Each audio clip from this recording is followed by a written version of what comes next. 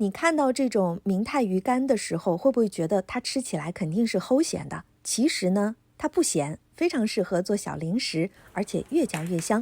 今天懒妹儿就跟你分享一鱼两吃的做法，不需要浸泡明太鱼干，直接撕下鱼皮，鱼皮呢留着炸着吃，真的是太美味了。我们取下鱼肉，把鱼肉撕成一条丝儿一条丝儿的，用清水先洗一下，留着炖汤喝。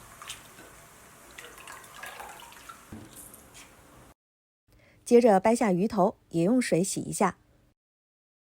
锅内倒油，将油温烧至5成热，放入鱼骨头炸制，炸到鱼骨金黄酥脆，就可以捞出来沥油了。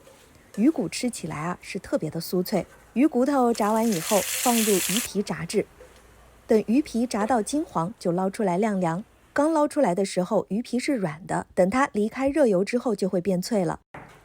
另外呢，我们把青线椒洗干净，切成小段，用水清洗一下豆腐，切成小块。锅内留一点底油，放入蒜末和辣白菜炒制。炒出辣白菜的香味之后，就放入洗干净的鱼头，稍微翻炒一下。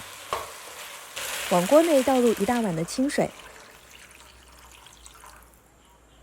倒入一点生抽，加一点盐调味。提醒一下，不需要过多的盐哦，因为泡菜本身就是有咸味的。锅内烧沸之后，放入撕下来的鱼肉丝搅匀，随后倒入豆腐，再煮上1到2分钟。接着放入洗干净的豆芽，撒上几片切好的青线椒，等豆芽煮熟之后就可以出锅了。这道简单易学的明太鱼辣白菜汤就做好了，特别适合天冷的时候吃，喝完之后浑身都是暖烘烘的。